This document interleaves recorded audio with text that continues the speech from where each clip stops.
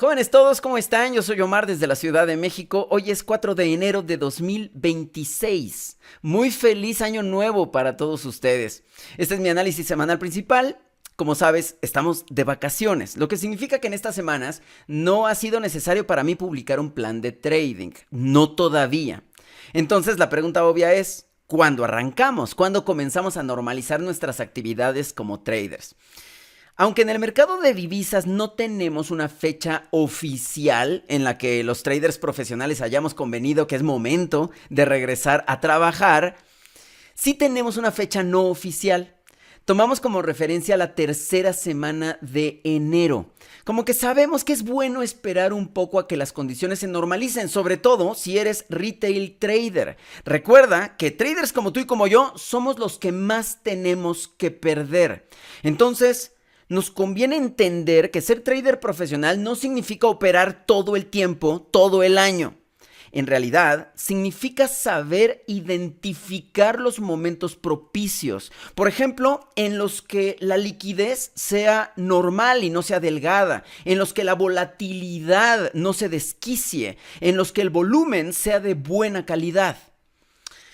Por supuesto, en estas fechas, estas condiciones no son las más adecuadas y, como he dicho, comienzan a normalizarse conforme los grandes traders, los grandes perros de los mercados financieros comienzan a regresar a sus escritorios. Y por eso entendemos que la tercera semana es una buena fecha para comenzar a ver y a analizar y a descubrir estas alternativas en un entorno más adecuado.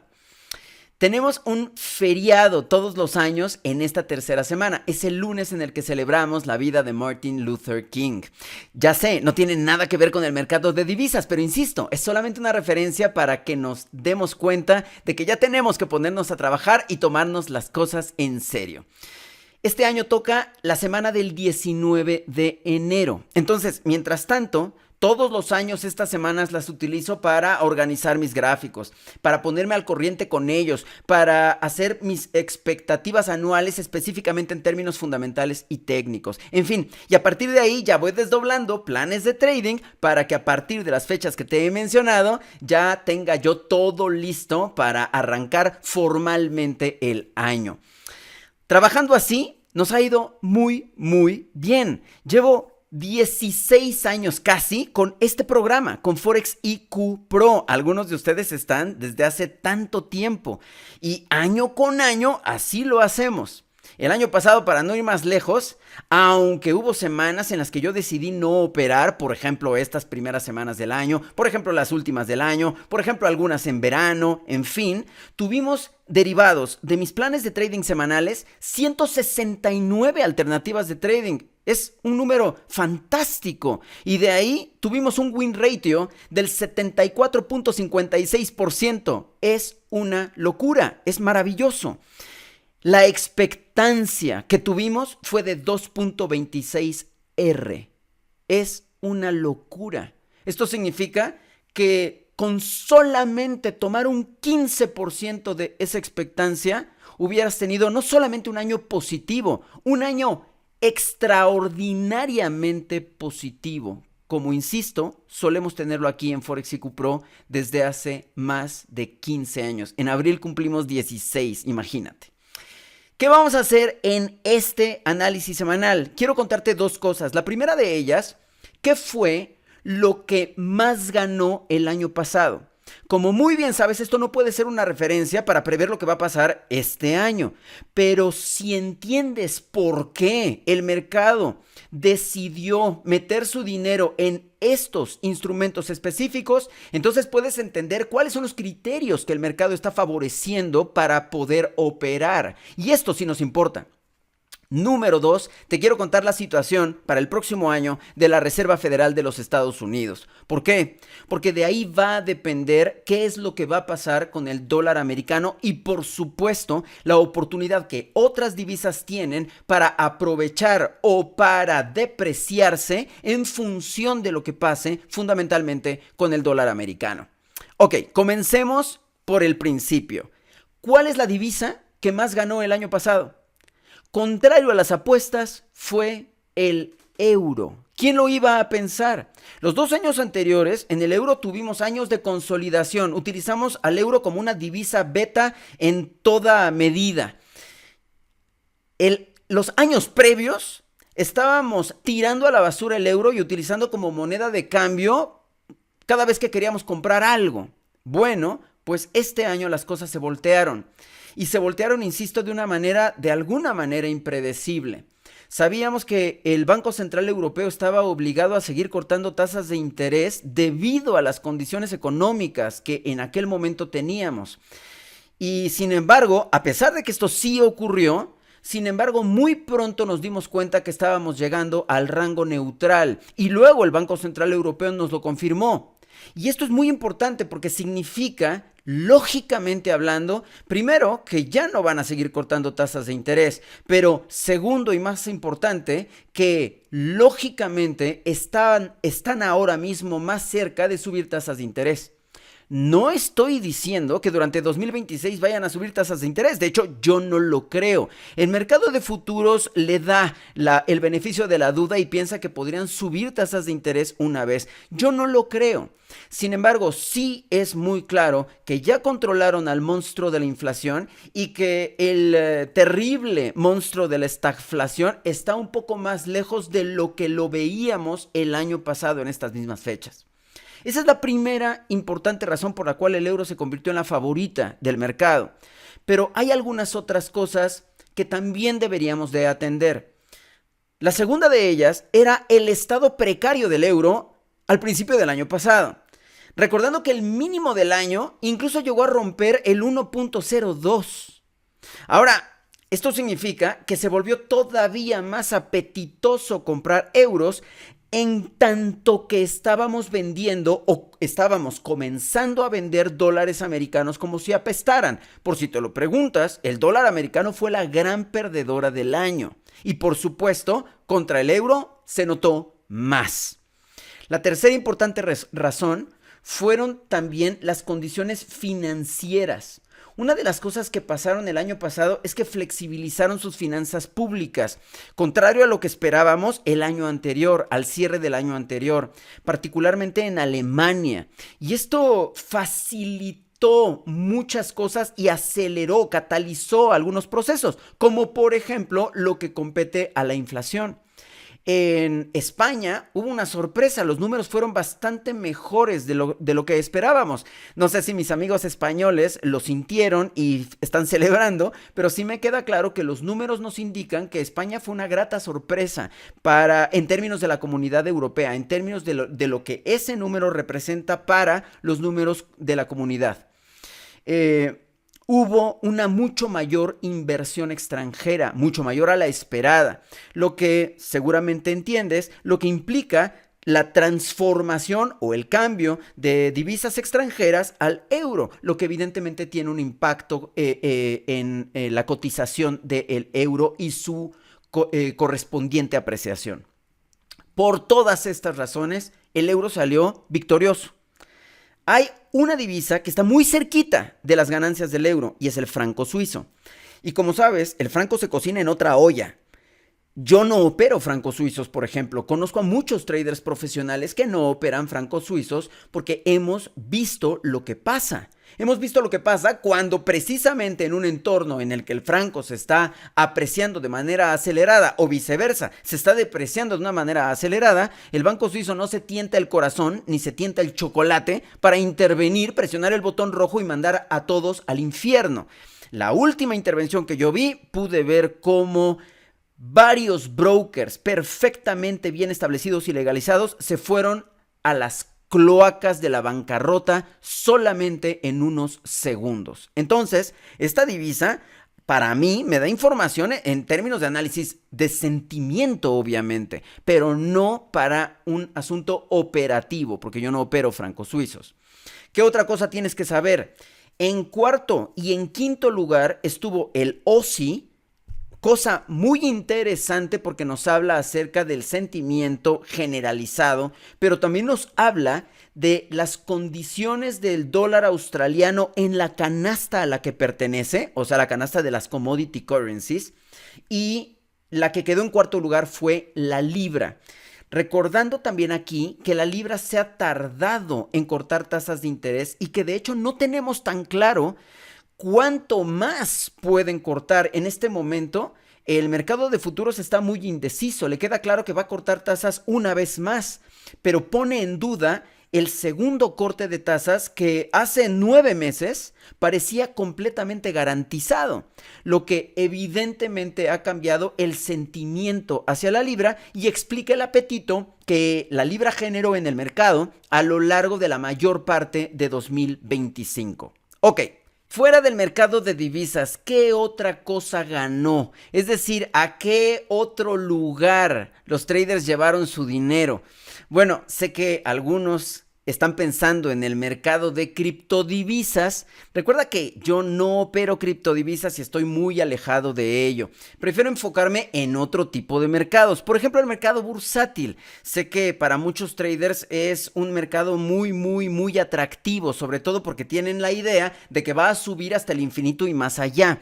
Pues bien, efectivamente fue un buen año, no comparable con lo que pasó en otros mercados financieros, pero sí fue un buen año. El S&P 500, cuyo gráfico mensual te estoy mostrando en este momento, después de ese mínimo menor que asustó a muchos y que hizo que algunos otros estuvieran dudando sobre su perseverancia en esta vida, acumuló una apreciación de el 17 punto algo por ciento, creo que fue 17.2%, y sus cuates tuvieron una apreciación similar. El Nasdaq subió arriba del 21%, el Dow Jones y el Russell 2000 subieron arriba del 14%, o sea, fue un buen año, quizás no tan espectacular como otros años, pero ciertamente fue un buen año.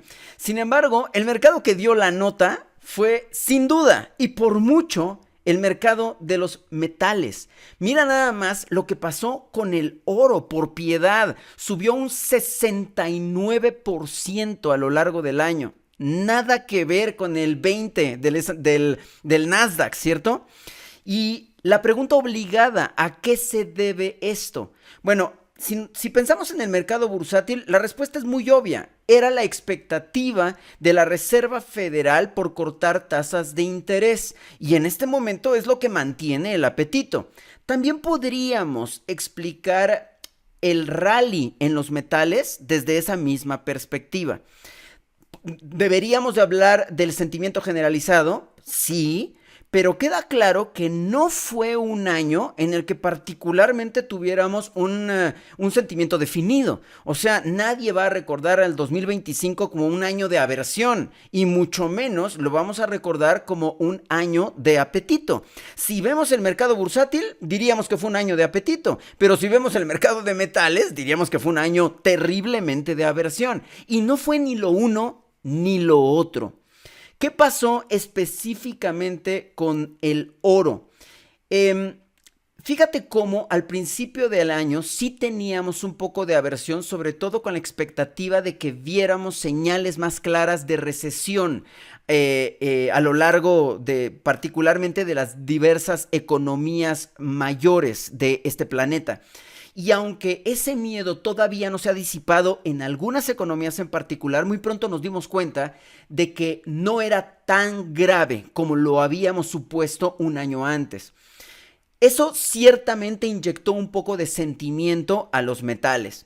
Pero después, esta demanda aumentó por las expectativas sobre la Reserva Federal, que es lo que te decía desde hace un rato. Pero también del lado de los bancos centrales, la demanda aumentó por los riesgos geopolíticos y sobre todo por la desconfianza en el Banco Central de los Estados Unidos y en el dólar americano como la divisa central, como el eje central del mercado de divisas. El año pasado hubo muchos rumores, y eso no lo comenté hace un rato cuando hablaba del euro. Hubo muchos rumores y análisis y especulaciones acerca de cómo el euro estaba escalando peldaños para convertirse en algún momento de la historia en el sustituto del dólar americano como la divisa central del mercado Forex. Esta especulación es muy atrevida porque para eso se necesitan acontecimientos diversos en distintas capas que no son tan sencillos. Sin embargo, la mera especulación, como lo sabes, es más que suficiente también para hacer que una divisa se apreciara de manera sistemática y la otra se cayera a pedazos. Y esta misma especulación, por supuesto, que tiene una traducción en los metales, porque evidentemente una parte del flujo que se va al euro, claro, pero otra parte muy importante de ese flujo se va a los metales, que como sabes son instrumentos financieros muy distintos a todo lo demás. Lo voy a decir con una frase: es un instrumento financiero que sí existe, sí es físico. Al respecto, la plata. Mira nada más lo que pasó con la plata, fue la gran ganadora del año. 136%. 136% de rentabilidad. Por supuesto, estoy hablando del mercado spot. Pero esto también, la plata también se vio beneficiada por la escasez del metal físico. Entonces, obviamente, ante la escasez, muchos compradores de plata por distintas razones, por supuesto los bancos, pero también la industria y por supuesto los inversionistas en general, hicieron que el precio de la plata se disparara de una manera espectacular, por supuesto rompiendo los máximos históricos previos que también me tocó vivir, y en este momento en un precio que hace mucho tiempo que yo soñaba que tuviera este precioso metal precioso. Hablando de metales, el paladio, yo no sé si te lo imaginas, pero el paladio subió prácticamente el 100%. El cobre también tuvo un buen año, no tengo el dato de cuánto fue su apreciación, pero también tuvo un buen año. Entonces, tenemos que estar atentos al oro y a la plata porque probablemente nos pueden dar señales acerca de lo que está pasando en términos de sentimiento. Insisto, aunque esto que estamos viendo no se lo podemos achacar a un año de una aversión terrible, sí hubo un poco de aversión al principio. Y entonces vamos a ver si en este 2026 los rumores de estagflación, por ejemplo, en la Gran Bretaña, continúan creciendo o se empiezan a disolver con el paso de los meses. Y esto también podría determinar si vemos correcciones más dramáticas en los metales o vemos un año de consolidación como muchos están en este momento pensando.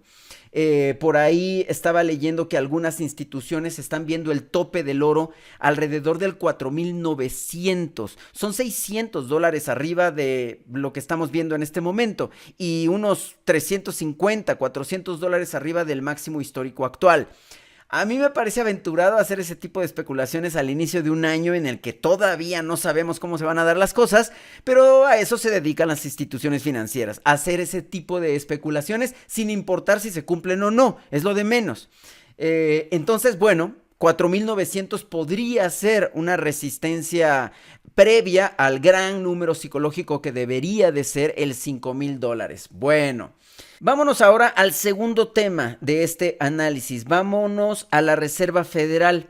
Como te pudiste dar cuenta en mis comentarios anteriores, el camino de política monetaria de la Fed durante 2026 no solamente es relevante para quienes operamos el mercado Forex, sino también otros mercados financieros que están tomando esta información fundamental para hacer especulaciones.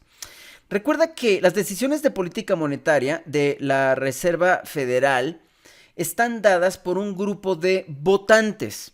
Y dentro de este grupo hay dos clanes. El grupo de votantes permanentes, o sea, los que tienen un puesto permanente año tras año, y el grupo de los votantes que rotan, es decir, cuyo puesto va cambiando cada año. Aquí te va la situación de la Fed para el próximo año. Comencemos con los permanentes. Hay que iniciar con Jerome Powell, el actual mandamás de la Reserva Federal. El problema es que Jerome Powell se va, termina su periodo en mayo y a Donald Trump le urge sustituirlo con alguien de su criadero. En este caso, vamos a tener a dos candidatos potenciales. Está Kevin Hassett y está Kevin Warsh. Los dos son Kevin para que a Donald no se le olvide su nombre. Y los dos tienen solamente una misión. No importa cuánta experiencia tengan, no importa cuáles sean sus ideas, sus pensamientos, su filosofía de política monetaria. Eso es lo de menos. Lo que importa es que hagan lo que al presidente Naranja le plazca. Ese es su trabajo en la Reserva Federal y eso será a partir de mayo. Por eso es que el mercado de futuros piensa en este momento que si bien la expectativa es que la Reserva Federal corte al menos 2 veces su tasa de interés durante 2026, ven el primer corte hasta junio de 2026 y la explicación es esta, porque Powell va a estar hasta mayo y entonces el nuevo mandamás, sea quien sea, insisto, llegará a cumplir los designios divinos a partir de la reunión de junio, ¿ok? Lo que significa entonces que el otro corte tendrá que ser durante el segundo semestre de 2026. Y el mercado de futuros le da una probabilidad relativamente baja a un tercer corte. Todo estará definido cuando ya tengamos el grupo completo de votantes. Y ahora te voy a explicar por qué. Porque no solamente es Powell. Del grupo permanente no solo es Powell. Ya sabemos que hay 4 votantes que rotan. Ahora te los explico. Pero del grupo permanente van a ser 2 los que van a ser sustituidos. Bueno, ahora voy a eso. Entonces, Powell, que normalmente vota de manera neutral, evidentemente ahora le cederá su lugar a una persona que va a votar de manera dovish sin ningún problema y sin ninguna consideración, salvo la que su bebé naranja le haga saber a través de sus berrinches. ¿Qué otros tenemos? Tenemos a 3 criados de Trump ya en la mesa permanente. Tenemos a Bowman, tenemos a Waller, que pobrecito se quedó sin la posibilidad de ser presidente de la Reserva Federal. Ay, chiquitín, a pesar de tantos lengüetazos aparentemente no fueron suficientes. Y tenemos a Mirren. Recuerda que Mirren fue el último que pudo poner Donald Trump en la mesa, pero por la forma en la que llegó a la Reserva Federal, va a terminar su periodo en enero y aparentemente se va.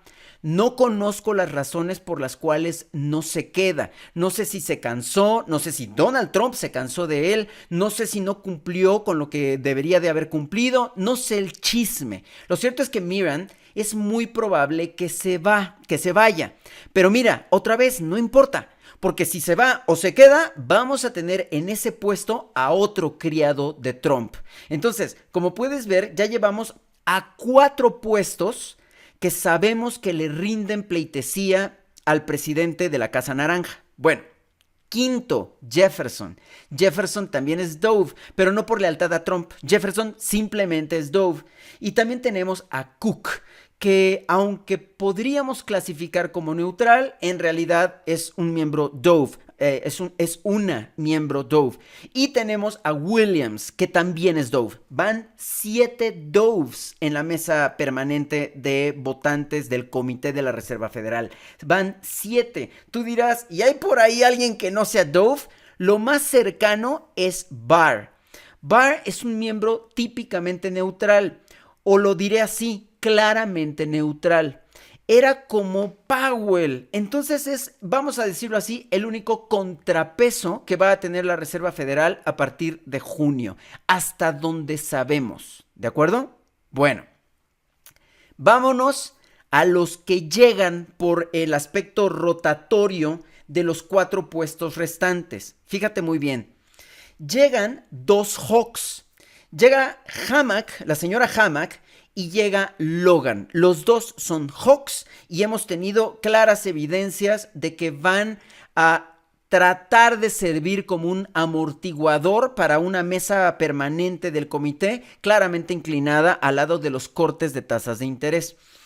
Y si hacemos un análisis de los que se van, estos Hawks llegan a sustituir a los 2 Hawks por excelencia que teníamos en la Reserva Federal hasta la última reunión, que es Goldsby y que es Smith, que por cierto fueron los dos que sabemos que votaron en contra del corte de tasas de interés en la última reunión, simplemente para establecer en dónde estaba su preferencia. Se va otro Hawk, se va Musalem. Entonces aquí la pregunta es, ¿y llega otro Hawk? No. Lo más cercano que llega es Kashkari.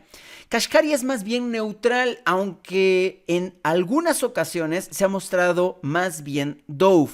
Yo quiero pensar que ahora va a votar de una manera más hawkish, porque necesita un contrapeso la mesa del comité. Y la tercera persona que llega es Paulson, y Paulson claramente es Dove. No hay duda de los 4 miembros que rotan, Paulson definitivamente es Dove. Y el otro que se va es Collins, que también es Dove. O sea, es un cambio, como dicen en el fútbol, de posición por posición. Entonces, todo esto te lo estoy contando simplemente para que sepas quiénes van a ser los miembros y cuando escuches que ellos van a dar una declaración o tienen una conferencia de prensa o una entrevista en NBC o en Fox o en donde sea, pongas atención. Es simplemente por eso. Pero el panorama nos muestra una clara inclinación de la Reserva Federal al lado Dove. No es que no la tuviéramos, ya la teníamos. Es simplemente que ahora, con la expectativa de que la Reserva Federal tiene que cortar tasas de interés al menos 2 veces durante este año, deberíamos de tener garantizados esos 2 cortes de tasas de interés. Y a mí lo que me importa es ver qué pasa con el tercero. Como te dije, en este momento las apuestas están bajitas, están alrededor del 40% de probabilidades por un tercer corte de tasas durante 2026. Vamos a ver si con la llegada del nuevo mandamás, vamos a ver si con la salida o no de Miran y vamos a ver con la llegada de los 4 nuevos cómo se configuran las cosas. Mi apuesta, por ejemplo, es que Hammack y Logan van a ser más Hawks de lo que ya de por sí era Smith y Goldsby. Yo creo que van a tener la misión de defender la autonomía de la Reserva Federal a como dé lugar. Esto, al margen hay que decirlo, no solamente es un tema de rebelión doméstica, es también un tema de credibilidad internacional. Estamos hablando de la Reserva Federal de los Estados Unidos, estamos hablando de el banco central que respalda a la divisa más importante del mercado, en cuyas puertas va el 90% de los movimientos en el mercado Forex. Entonces, esto no es un tema menor, es un tema mayor que, como hace rato te explicaba, puede invertir los flujos de capital, como ocurrió el año pasado hacia el euro y como te explicaba hace un rato. Vamos a terminar este video aquí.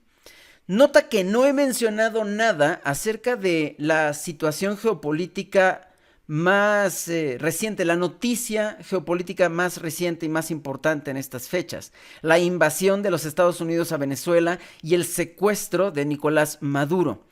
Nota que no lo estoy mencionando porque en este momento no tenemos ninguna especulación al respecto. Tenemos que ver qué pasa. Para empezar, con el inicio de la sesión en 20 minutos, al momento en el que estoy grabando este video, particularmente en el petróleo. Vamos a ver cómo el mercado se toma la noticia. Es una situación muy difícil de analizar, no es fácil. Aquí no hay blancos y negros como a muchos les gustaría. Algunos que están inclinando su juicio y su opinión hacia lo gravísimo que fue la invasión norteamericana a Venezuela, saltándose toda ley internacional, saltándose incluso la aprobación de su propio Congreso y motivados por intereses para todos evidentes, pero en este momento una agenda oscura y oculta de los Estados Unidos, y están los que están opinando desde Venezuela, los propios venezolanos que no caben de alegría y que no caben de felicidad, y que en este momento al menos están seguros de que lo que viene no puede ser peor de el escenario tan terrible que han vivido durante tantos años de dictadura, el exilio, la pobreza, las desapariciones, la incertidumbre, el estar lejos de la familia, en fin, todas esas cosas que si no somos venezolanos no podemos entender. no es fácil. Pero hablando específicamente de los mercados financieros, está por verse qué va a pasar. Mi apuesta en este momento es que va a pasar muy poco. No vamos a tener un, un evento específico, una situación que específicamente esté derivada de lo que está pasando en este momento. Por supuesto, vamos a ver cómo reacciona el mercado en un rato más. Te agradezco mucho tu atención, que tengas un excelente año, que sea un año de aprendizajes, como siempre, que sea un año de buenas experiencias y lo más importante, que es un año en el que puedas seguir desarrollando tus múltiples habilidades como trader profesional. Será un placer acompañarte.